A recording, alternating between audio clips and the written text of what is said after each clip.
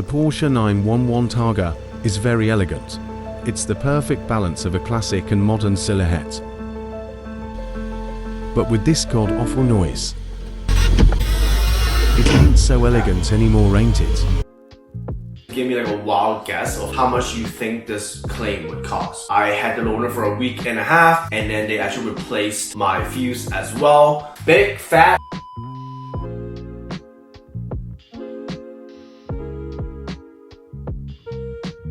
Welcome back to my channel, ladies and gentlemen. As you can see, I'm back in my 911 Targa4GTS. Super happy. It's actually been in with Porsche Open for a week and a half. Shout out to them for giving me a Macan loaner. If you haven't watched that video, I'll leave a card right over here. Believe it or not, it's been in for repairs. No, I haven't crashed it. No, there's no claims. There's nothing cosmetic or anything wrong with the engine. For a Porsche 911 sports car, honestly, it's been one of the most reliable vehicles I've ever owned. Honestly, there's no issues whatsoever. If I picked another 911, this issue won't even happen. It's because of its look. The Porsche 911 Targa is very elegant. It's the perfect balance of a classic and modern silhouette. But with this god-awful noise, it ain't so elegant anymore, ain't it? So let me break it down. So when you open the roof, there's this weird sound, this weird squeaking sound, and it only happens in the Targa. So after some deep diving, I've actually seen some wear and tear on both sides of the roof where the polyester meets the glass door. So apparently when I open or close the doors, the glass don't drop low enough. So it actually kind of like wear and tear on the polyester. So I've had my car around 2 years. Because of this everyday wear and tear, which I didn't really know until I've actually kind of dig into it, there's a big scratch, as you guys can see, on the roof. Honestly, if I don't look close enough, I won't even see it. It doesn't affect the interior noise. There's no effect on the driving, on the cage, on the roll bar whatsoever. But it's just, if I do sell it in the future, that might be a point for the future buyer of it. Oh, there's a scratch, which I don't think is a huge deal. It's just only like half an inch on both sides. The driver's side, it's a bit worse, of course, because I go in and leave the car every single day, so there's always a scratch. Honestly, it's not a huge deal, but I do believe that I'm going to buy out this car after the lease is done. So I want to get this addressed, because this is a new car, everything's under warranty. I want to get it addressed ASAP. So the whole process took around 4 months. So I actually took it to Oakville Porsche to get it inspected the first time, way before the hibernation. So I wanted to know if it's covered under warranty. I sent them pictures. They were saying it's best if they actually see it. So I had this car traded over there, and they brought it back to me a day later. They're like, yes, Mr. Chow, because although this is a wear and tear, but it is under factory warranty. My main reason is when I open the doors, as I have guessed, the windows don't come down enough, so hence the wear and tear. Good news, we're gonna replace it, thank God. But the thing is, it takes around 3 to 4 months just to get everything. Because the main thing is, the entire roof was replaced, the mechanism was replaced too.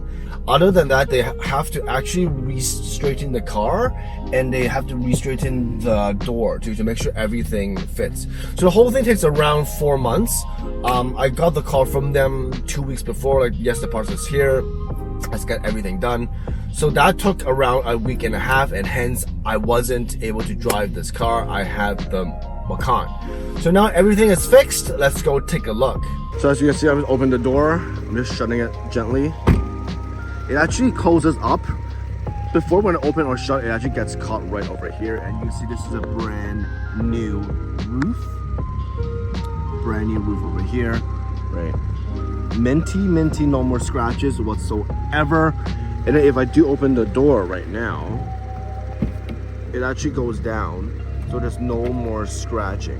If it does scratch, there's this part right here, which is like a plasticky silicone, so that gets all the scratching, which I'm okay with. That was right over here, right? And this part won't get scratched again.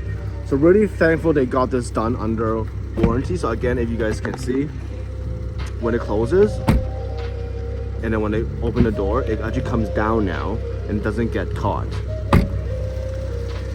And other than that, everything is good. So without further ado, let's turn it on.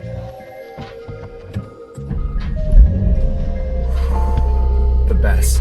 Okay, so the roof is fixed, so let's just open it and see if there's any weird sound.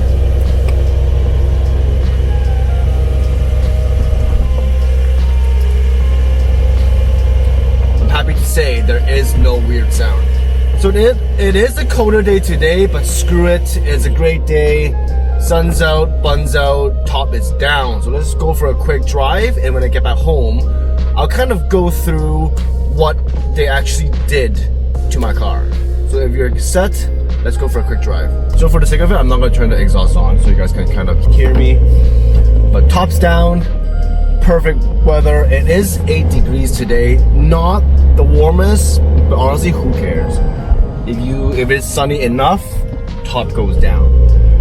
So I haven't driven this car top down yet. This is the first time, and I'm happy to say it drives amazing. So I haven't driven this car top down since the last hibernation. I'm happy to say the roof is fixed, everything is fixed. Even with the roof back up, I feel it's a bit more quieter than before, which is the best. It's just so great to drive this car, right? Honestly, I always contemplate whether I did the right choice, either going for a coupe, cabriolet to a Targa. To this day, I'm still happy I got the Targa. Yes, there's some squeaky noise, but it's done under warranty, all is good. Honestly, I think the Targa, it is still the best looking 911 out there. Of course, apart from the GT3, the ST, those are like in other levels. I won't really go through that. But other than that, I think the Targa is one of the best looking car. Mine's the Targa4GTS. So on a normal 911 per se, this is the most fastest, most horsepower, and this is manual, which I absolutely love and adore.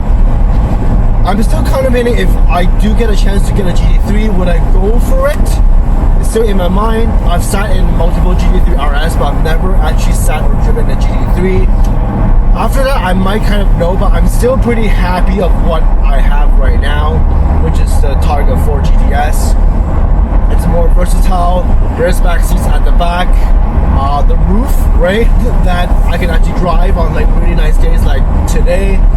It really suits my needs. The ride is good. It's not too harsh. It's just the greatest. So let's just go for a quick ride.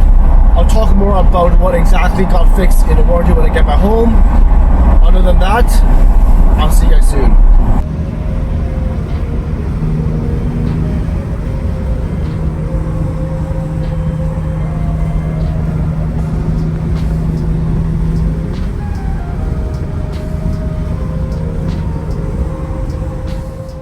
So we're back at home and I have the invoice for the whole warranty claim. So I just want to kind of go through with you folks.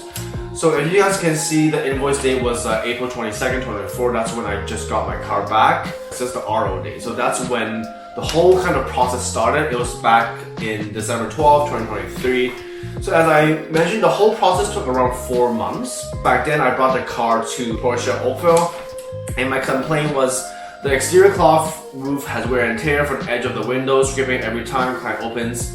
Check in advice, and that's when they kind of checked it. And correction, replace Targa top of driver's side, hit the corner, replace clip and hardware. Test vehicle for wind noise with top closed and everything's okay. There's no rain, water, and no leaks. For that, I actually did reach out to them. They're actually replacing the entire top and the entire hardware. So basically my whole roof mechanism is brand new. They were saying there's no recalls, there's no campaigns, there's no outstanding recalls, everything was done. And then they did adjust the driver's side glass and it's closing as designed.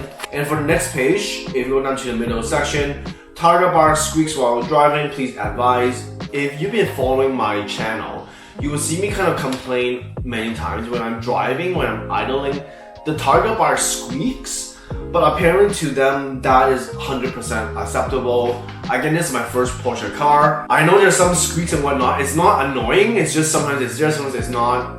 It just doesn't seem like for a car that costs over 150,000. I would kind of expect there's no squeaking, there's no weird noises, but again, Porsche is a sports car. This is actually normal. There's nothing that they can do. It's not like a lubricant or an oil that they can add to kind of soften it.